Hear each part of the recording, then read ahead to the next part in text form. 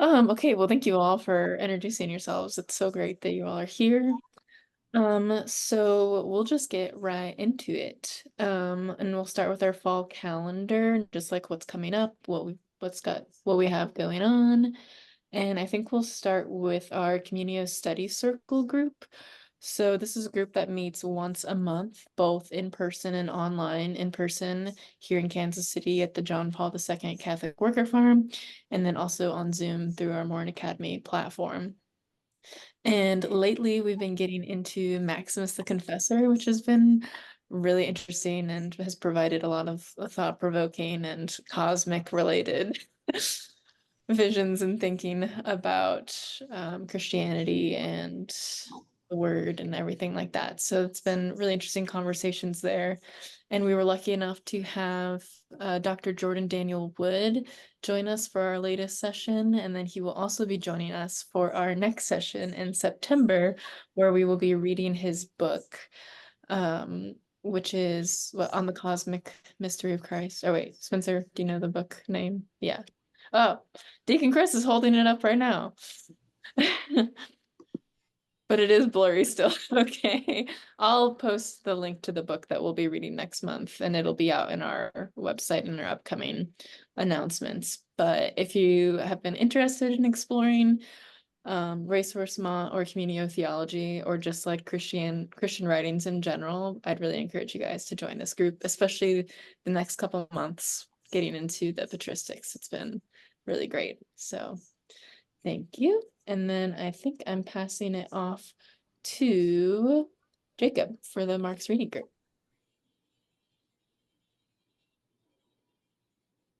Cool. Thanks, Emily. Thank you all for being here.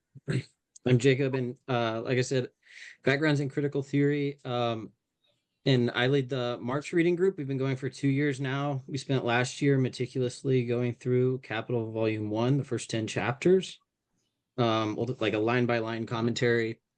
Um, and then this year we are working from Marx's very early writings, 1842, all the way through the 1880s, the end of his life, his writings on non-capitalist societies. So a lot of folks don't really realize that Marx had a lot to say about non-capitalist groups. And we're looking at this from a different lens than has been typically applied to these writings. Usually it's applied, oh, how can we grab the feudal mode of production and slap it onto some historical facts. And instead, we're looking at it more from a social philosophical or social theoretical lens, influenced by um, some German thinkers who really, I think, kind of do a takedown of Marx as someone who would have endorsed anything resembling the USSR or Leninism or anything like that. So it presents a reading of Marx that's really, I think, a lot more, what's the word, can articulate a lot better with the goals and aims of the Catholic worker movement, and with also religious thought more broadly. So, and we're meeting this Wednesday if anybody wants to come along to that. So. Thank you. I think next we'll hear from Spencer to talk about Dust Bowl diatribes, what they've been talking about and where they're headed.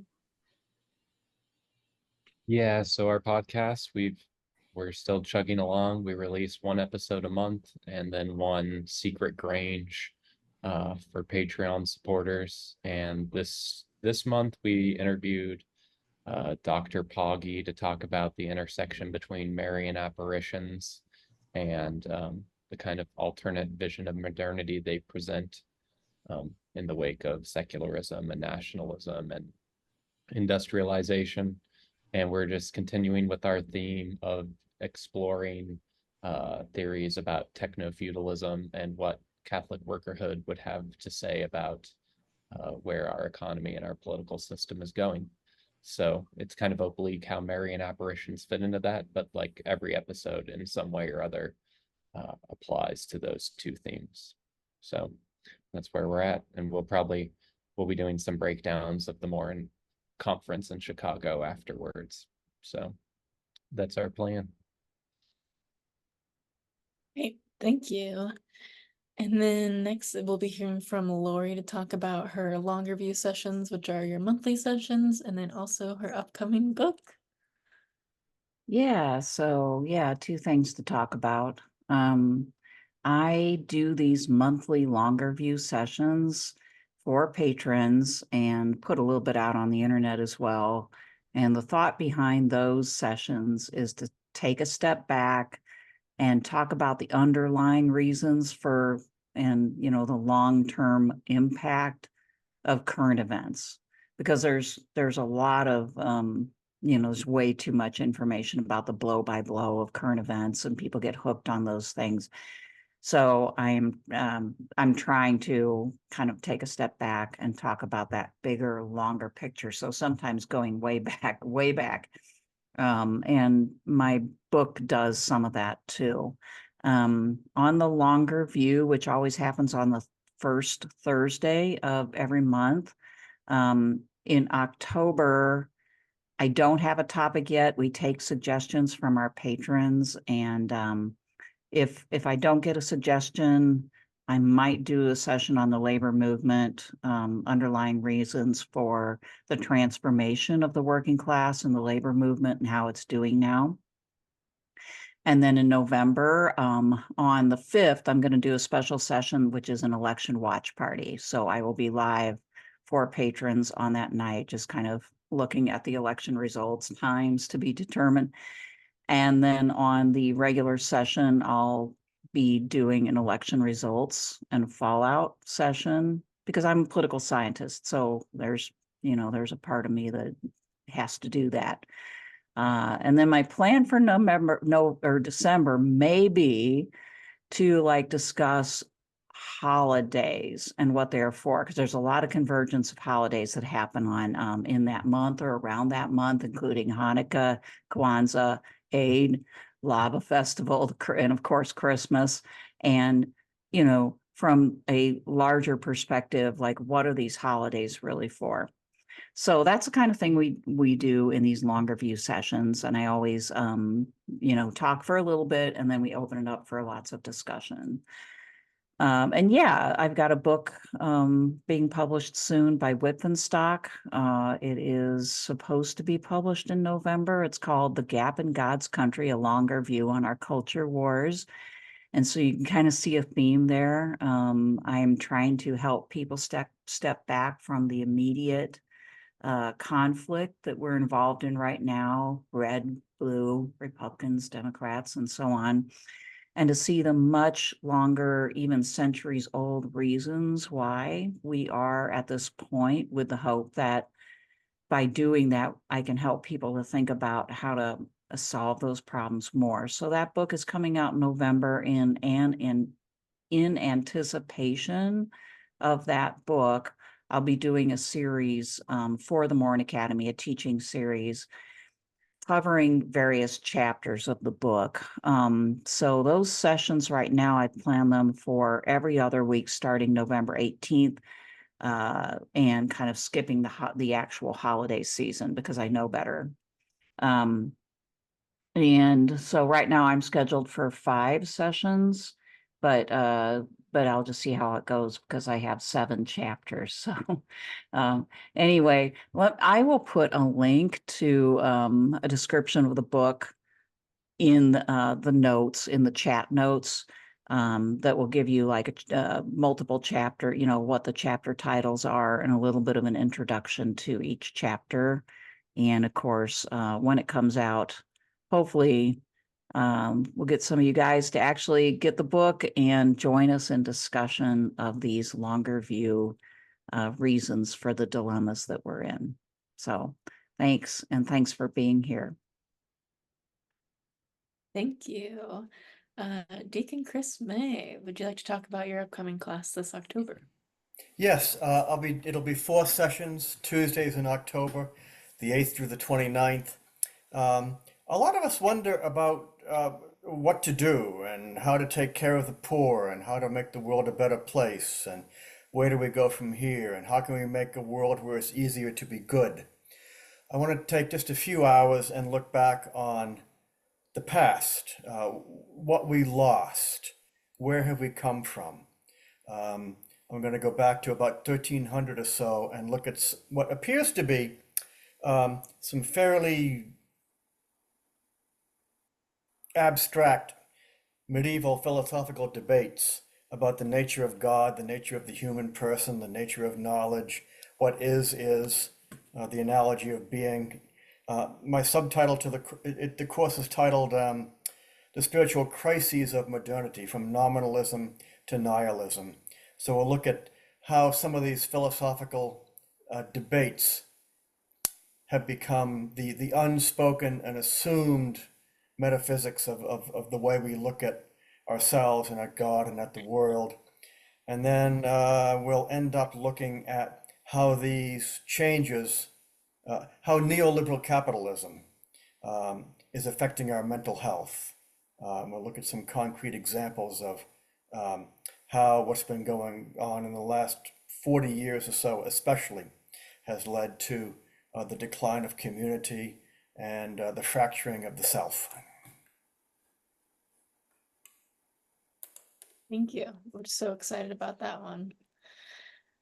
Harry Murray, would you like to talk about the Harry Murray sessions and where you're headed the next few months?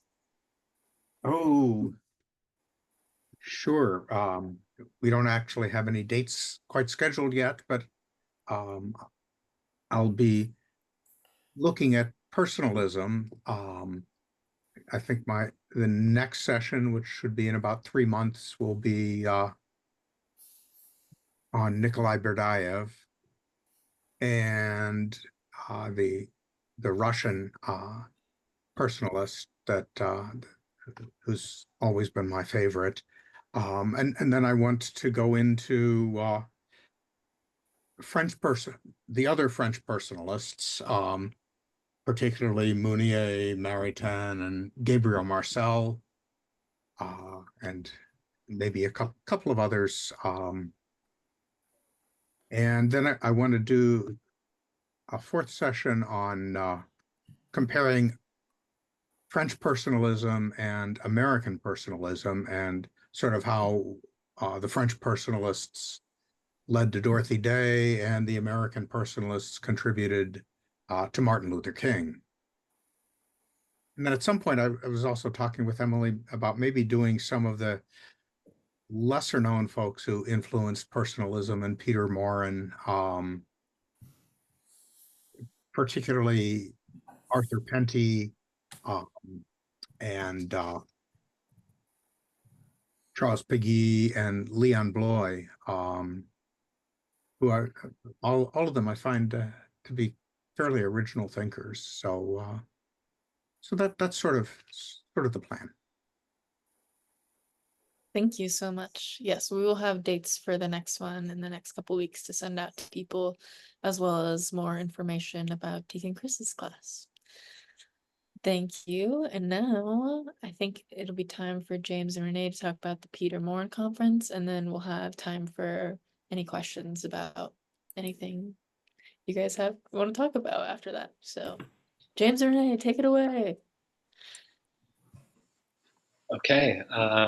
Renee, would you like to go first, or be there? Yeah, I can, and then you can do the closer. You can be a closer. So maybe James can put in the chat the link to the conference. It's September 6th through 8th in Chicago. It's being held at Gregory Hall, which is on the St. Gregory the Great campus of the Mary Mother of God Parish in Chicago. James is the director of Canterbury House, which is a house of hospitality at the parish.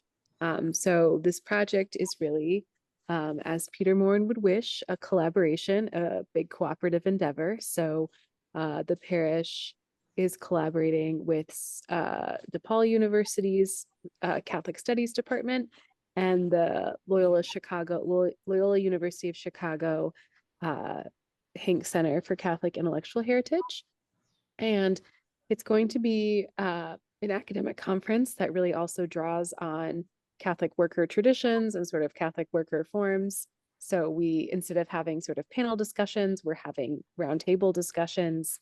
But we do have 2 keynote speakers on Friday night. There is a John Sozek, who is a theologian or philosopher. What's the difference? at Albertus Magnus in New Haven. Those are fighting words. I know, I take it back. And he is a scholar of personalism. So he'll be presenting us kind of a background on Peter Maurin and personalism and the personalist thought that inspired him. And then on Saturday morning, we have Lincoln Rice, who's the author of The Forgotten Radical, which if you don't have on your bookshelf, go out and buy. It is a great overview of Peter Maurin's biography and a wonderful collection of Peter Maurin's easy essays. So Lincoln will be giving a lovely talk on sort of the system of Peter Maurin's thought. I'm guilty of it just like the next, as much as the next Catholic worker, of sort of proof texting Peter's thought and quoting here and there whenever there's a funny, pithy line that fits with whatever I'm writing. And so Lincoln will really sort of, and that's also often how I'm guilty of this too, how Catholic workers include easy essays in the newspapers or newsletters they write. It's like, oh, here's a Peter Maurin topic that fits what we're saying. And so Lincoln's really going to be kind of taking a step back from that and saying, hey, here's the system of thought that Peter Maurin is communicating to us during the first year, 1933 to 1934, of the paper's existence. These are the easy essays he was writing. This is sort of the systemic vision for the reconstruction of the social order that Peter is presenting. And then we have 8, I think, roundtable discussions, 4 in the morning, 4 in the evening. So it's really going to be an embarrassment of riches in terms of roundtable discussions you can join. Some of the Maurin Academy folks who are here on this call will be presenting, and we should be getting those details of what those roundtable discussions will be. Those should be up on the website later this week.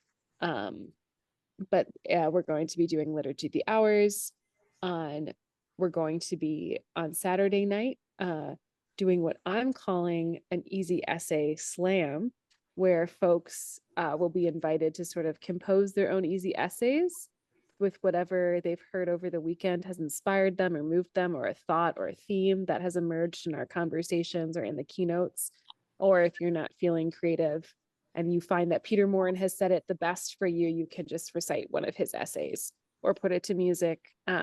So we'll have some fun as well. Not that discussions are not fun, but we'll be shaking it up. And yeah, so that will be Friday and Saturday, and then Sunday we'll kind of have a sort of like looking forward to the next step, sort of what next, where this goes from here, and a send-off mass with the parish. So that's kind of an overview of the weekend. James, do you want to add anything to that I forgot? Yeah, I was just going to add that just some of the topics that will be going on in the roundtable discussions that I think are pretty interesting, because we have 2 that are going to be dealing with his influences before he emigrated to North America in 1909. So Alex Palma, who is the archivist for the Christian Brothers of North America, he is going to be talking about the Christian Brother influence on Peter as a teacher, how it influenced, the way he wrote his easy essays, kind of using classical teaching techniques of repetition, humor.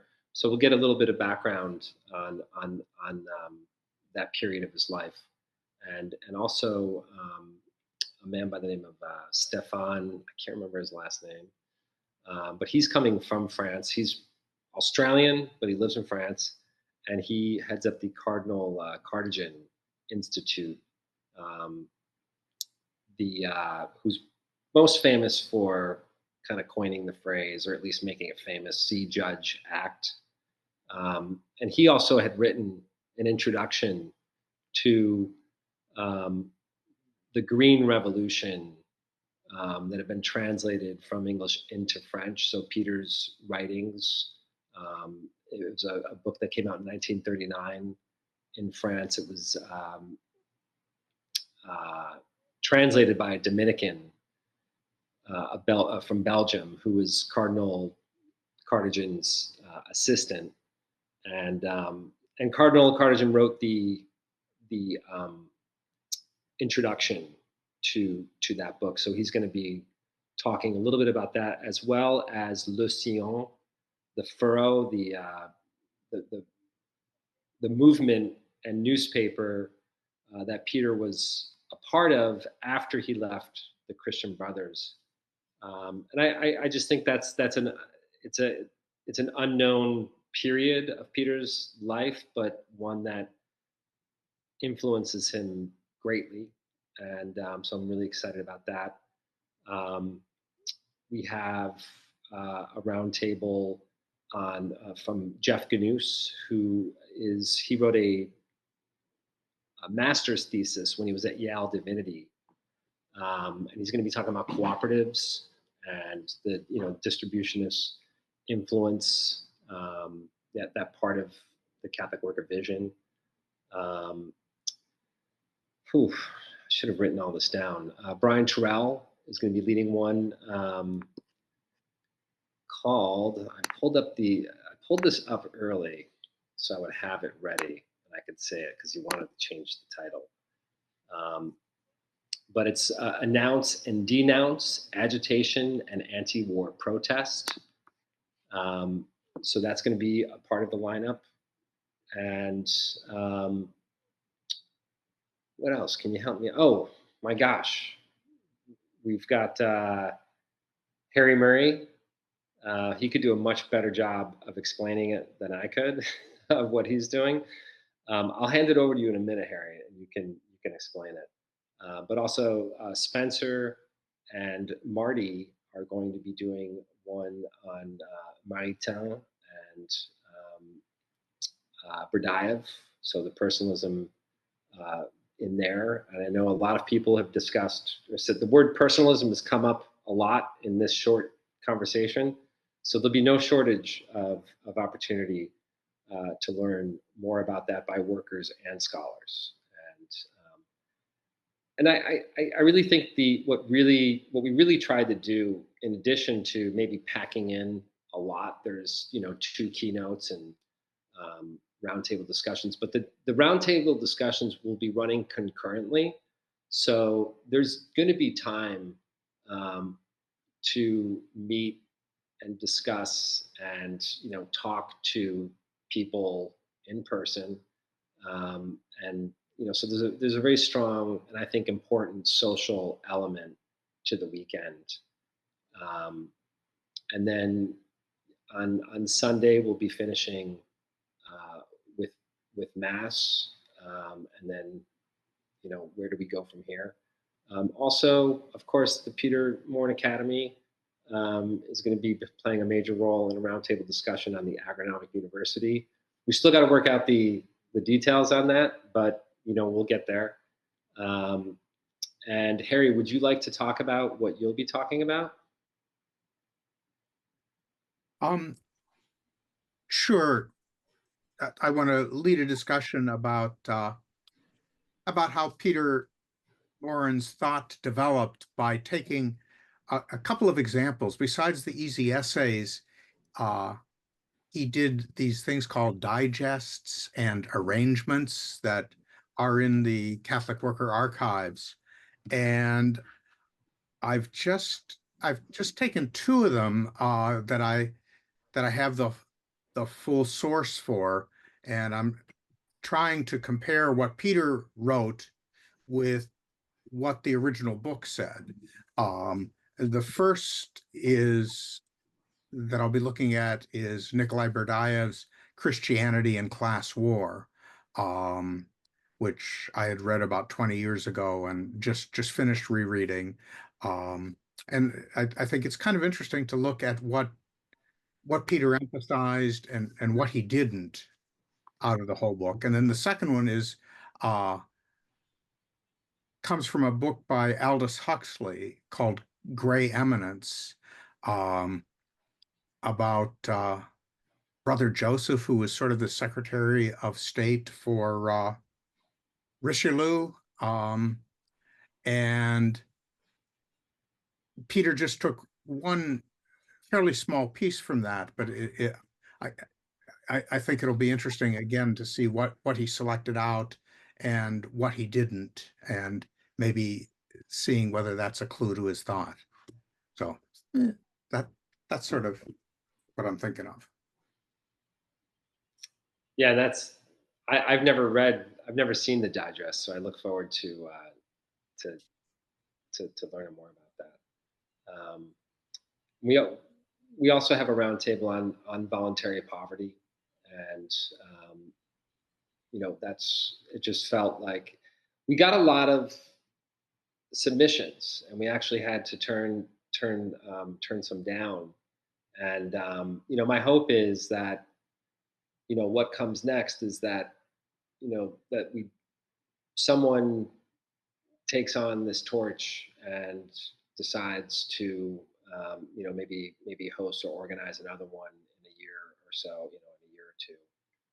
And I think one of the interesting things about organizing this was I got a lot of um, communication from people that there's a little bit more scholarship out there on Peter Maurin, the Catholic worker, personalism, the mystical body of Christ, that I just didn't know was out there. And I mean, I got an email the other day from someone from Denmark who, in their PhD dissertation, written in Danish, but he talked about, I just heard about this conference, and I'm sorry I can't make it, but and he's written a book on personalism, which has been translated into English, and I'm going to try to get a copy of that. And just that there's more out there than I originally thought, and it just made me think of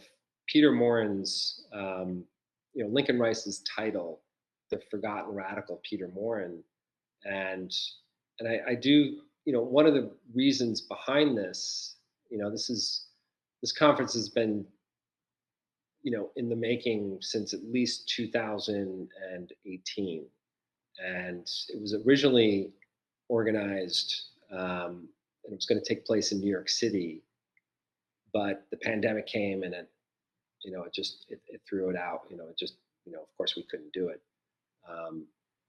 But yeah, I think I I feel like with Dorothy Day's canonization, kind of, every now and then there'll be an article, or so his name comes up. Oftentimes, a lot of the articles I read, they will mention Peter Maurin, but certainly, I feel, and my hope is that, yeah, this kind of reignites or continues to get the word out on the importance and impact that Peter Maurin had on not only Dorothy Day's life and spirituality and formation, but on the Catholic worker as a whole.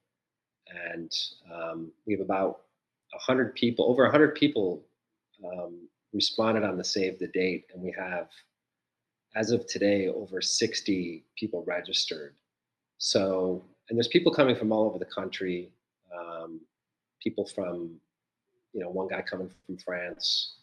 I tried to get people from his diocese, his hometown in France, with not much luck. He's still unknown in France, but hopefully that'll change as well.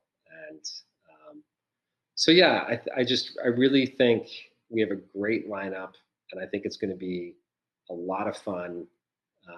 In addition to being very, where there will be workers and there will be scholars, and hopefully we'll turn the scholars into workers and the workers into scholars. And I don't know where I stand. I'm not a scholar, but sometimes I question if I'm a worker as well.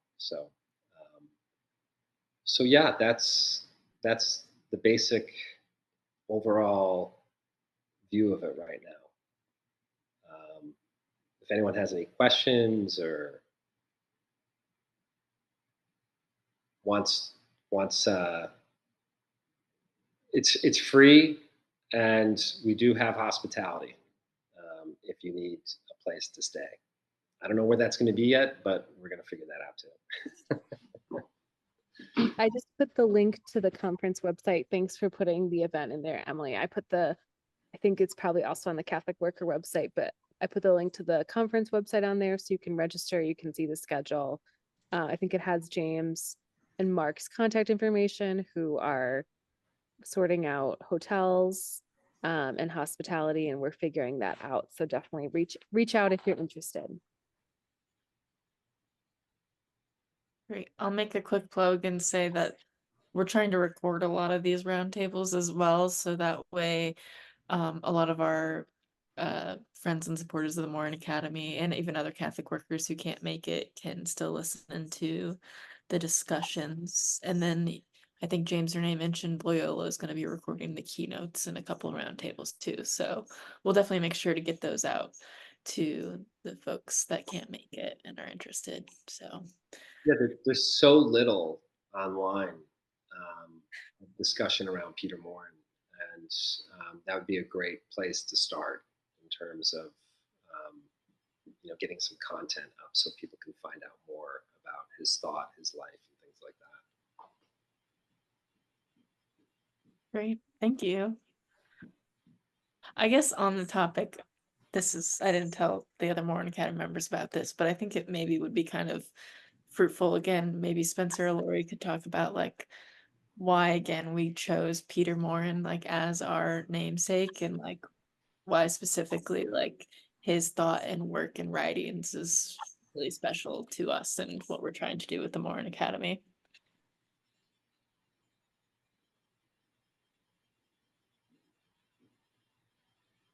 Maybe Spencer? Yeah. So I'd say for me personally, it was a whole decade-long journey between first getting baptized and becoming a Catholic worker and a Catholic. And a big part of that journey was trying so hard to find what was true and how we should live our lives, and not finding very few people that were interested in finding like a comprehensive, holistic explanation for that. And Peter Maurin, for me, before I even encountered Peter Maurin, it was through Nikolai Berdyaev. But Maurin was somebody who had come to so many of, I think, the right conclusions, and had wedded together like the culture, the cultivation, the personalist philosophy and the agrarianism, and still the need to practice works of mercy. And for me, it was really compelling, and still is, obviously, to be able to present people with like a total picture of what's wrong with the world and what's right with the world and how we should be living our lives. And I think he's like one of the best examples of people to present a comprehensive vision of that. So that's what I would say. Yeah, and I would agree with that, and just say, I'm glad this conference is happening. I think there's a lot of work left to do to kind of flesh out what Maurin really thought. I'm glad that there are documents at Marquette that are yet to be mined, and I'm just excited about the project. And thank you for putting it on. Mm. I'm looking forward to it.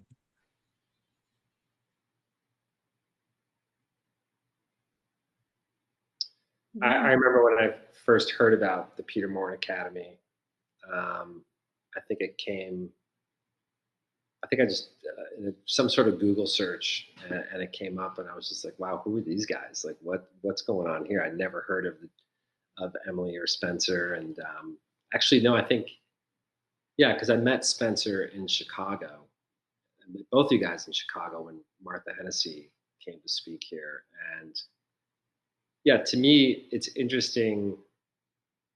Like Peter, like I came into the Catholic Worker only really knowing Dorothy Day, and I think that's kind of that's the way many people, they find out about they find out about a Dorothy Day, they read the Long Holiness, and they're drawn to it, and so Peter kind of came a little later for me, and it was partly because I was a French major in college, and my dad was a French teacher, and like we have this weird history, my family, with France. And so I was very intrigued by this Frenchman living in New York, which wasn't common.